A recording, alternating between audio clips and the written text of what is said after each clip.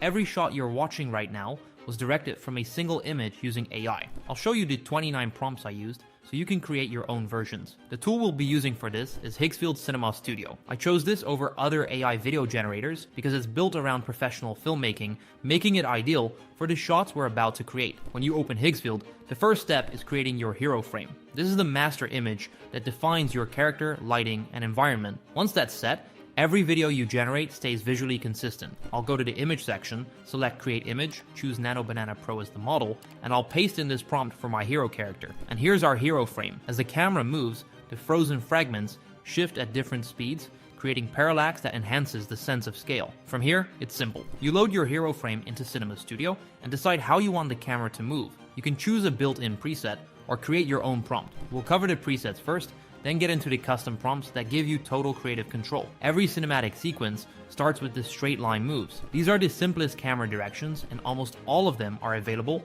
as one-click presets inside Cinema Studio, which means you just click the movement, describe your scene, and let it generate. Our first power prompt is the dolly in. I'll open the movements panel, select dolly in, and describe the scene in the prompt field. In film, a dolly in is how you bring the audience closer to a character without them realizing it's happening.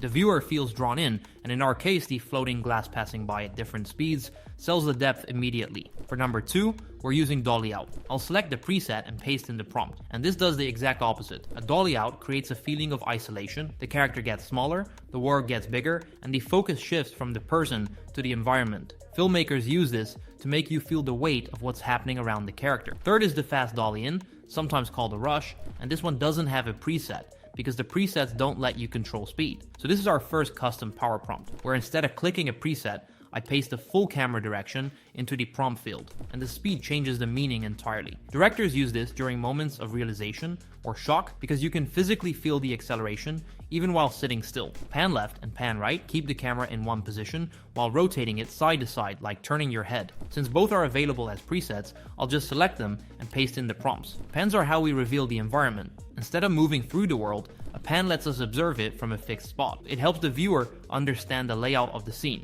Tilt up and tilt down are the vertical versions, rotating the camera up or down from a fixed point. A tilt up is a reveal. You're meeting the character for the first time, building from the bottom to the top, which creates a sense of stature and presence. A tilt down is an arrival, like descending into a scene. Dolly left and dolly right move the camera sideways, and the frozen debris creates strong depth between the foreground and background. I'll select the preset and paste this for the prompt. This lateral slide is one of the most underrated moves in film. It reveals depth instantly, because objects at different distances move at different speeds. That's parallax, and it's what makes a flat image feel like it has real depth. With our frozen debris, every shard becomes a marker that tells the brain exactly how deep the scene is. Our 10th move is the over the shoulder. There's no preset for this, so I'll paste it in as a custom prompt. This shot anchors the viewer to a character's perspective without going first person. You feel like you're standing right behind them, seeing what they see, and that shared viewpoint creates an instant emotional connection. 10 moves done, and 8 of them were one-click presets. These are the building blocks that establish a scene. However,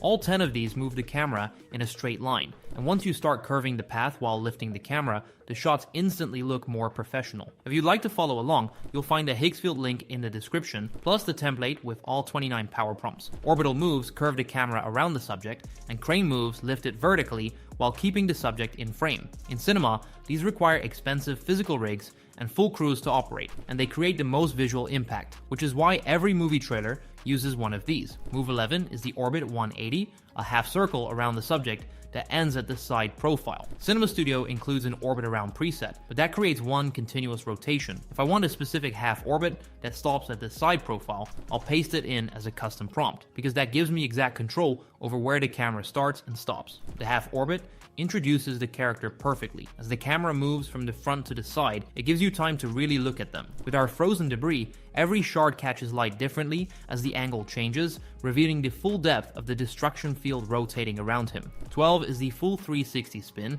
and I'll use the orbit around preset for this one and let it run the full rotation. A full 360 is all about context. It delivers the full picture of the scene in a single continuous move. It's perfect for action sequences or product reveals where the goal is to show off every single angle. 13 is the slow cinematic arc, a wider and softer curve that feels more like a gentle sweep than a tight orbit. For this one, I'll paste in a custom prompt. The arc is the emotional version of the orbit. Where an orbit feels mechanical, an arc feels gentle and selective. It gives the viewer a sense that time is passing slowly, making the moment matter. Cinema Studio calls its vertical lifts jib up and jib down, what filmmakers usually call crane up and crane down. You'll find both of these in the presets menu, so I'll select jib up for number 14. Jib up simultaneously shrinks the character and reveals the environment. It pulls you out of the moment to remind the audience of the larger context. It's the perfect way to end a sequence, pulling back to show just how massive this situation really is. Now, every one of these 4 moves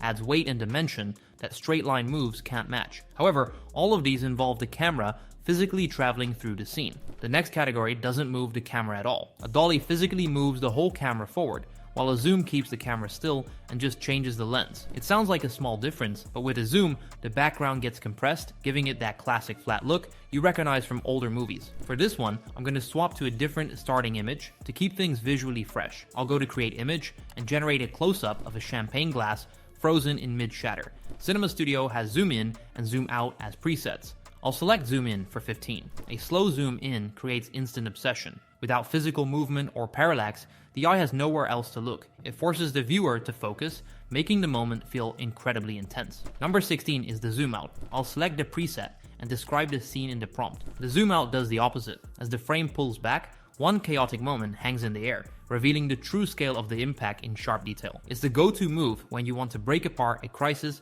and make the audience truly see every quiet detail of what's left behind. Number 17 is the crash zoom. It's a sudden snap, so for this one, I'm going to paste in a custom prompt. The crash zoom is that instant close-up you see in Tarantino films for drama or Edgar Wright movies for comedy. It works because it forces the viewer to pay attention. In our sequence, pushing the camera into the champagne glass makes the frozen frame feel like an explosion. Number 18 is rack focus, and I'll paste this one in since it requires a prompt describing 2 focus states in a single shot. Rack focus shifts attention from one subject to another without altering the shot. The eye follows the sharpness, so as the focus shifts from the glass to the destruction, the viewer's attention goes with it. For the last one, I'll switch back to our main hero frame. 19 is the fisheye, which stretches the entire frame with an extreme wide-angle shot. I'll paste this prompt in. Fisheye bends straight lines and exaggerates depth, making everything look slightly unhinged. Skate videos and horror films use it to show a world that isn't quite right. It stretches the perspective,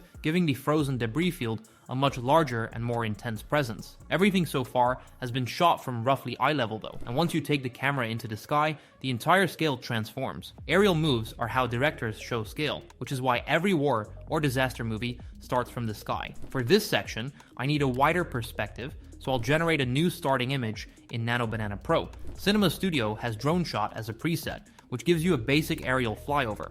I'll select that for the 20th and paste in the scene prompt. The flyover is the modern establishing shot. Seeing a location from above helps the brain understand scale in a way ground level shots never do. In our case, seeing the blast wave from above makes it feel like a real event instead of a room-sized effect. 21 is the large-scale drone orbit, where a ground-level orbit reveals a character, an aerial orbit reveals a location.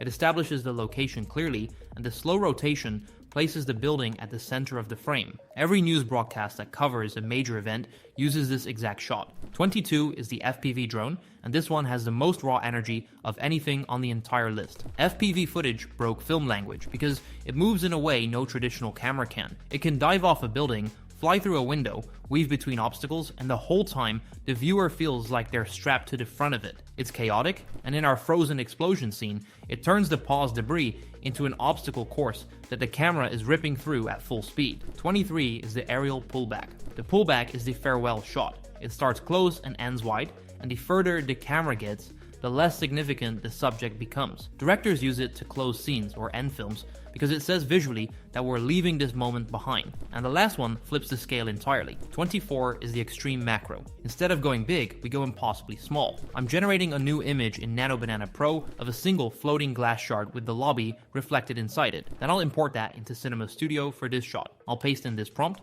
Macro is the opposite of aerial, but it does the same thing to the viewer's brain. It takes something the audience would never look twice at, a single piece of broken glass, and gives it a massive scale. In our sequence, the reflection of the entire destroyed lobby trapped in the surface of one shard is the kind of detail that makes people pause and rewatch. Every move so far has had the subject standing still while the camera does all the work. and that changes now. For this section, I'll have time start moving again, just for our character. He walks through the debris while everything stays paused, and the tracking shots follow him through it. I need a starting image with the subject mid-stride, so I'll generate one in Nano Banana Pro. Cinema Studio has camera follows as a preset, which handles basic tracking. I'll choose 25, which is the leading shot. That's where the subject walks toward the camera as the camera pulls back. I'll paste in this prompt. The leading shot is about control. The camera backs away to make room for the subject, signaling that they own the space. This movement isolates the protagonist, making him look like the only thing that matters. 26 is the following shot, which is the reverse. I'll select camera follows again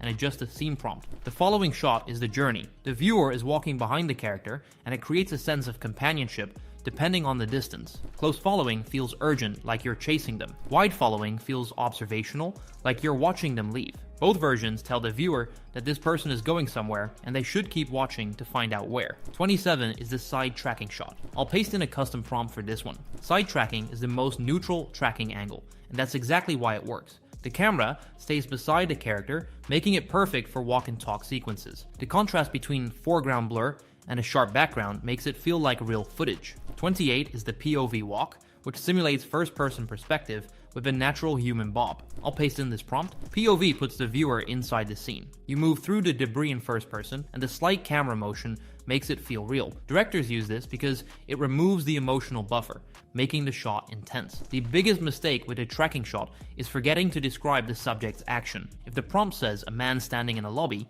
and you ask for a following shot, the camera moves, but he stays frozen. Always describe both actions in the same prompt. Now we're into the final move. This one defines both the start and end frame, and it's what allows you to connect everything into a complete sequence. With Cinema Studio, you can use the final frame of one clip as the starting frame of the next one. Your next generation continues from the first with no visible inconsistencies, and that's exactly what I'm going to do with the last move. Let me show you the through shot using 29. I'll carry over the final frame from the POV walk clip as my starting frame. After that, the scene shifts to a cracked glass panel with the lobby visible behind it. The through shot feels like magic. The camera glides through barriers like walls or glass, creating the sensation of entering a restricted area. The reason those tracking shots feel human is that Cinema Studio in Higgsfield uses real camera physics instead of relying on randomness. Go ahead and sign up to Higgsfield through the link in the description. Thank you for watching, and I'll see you in the next one.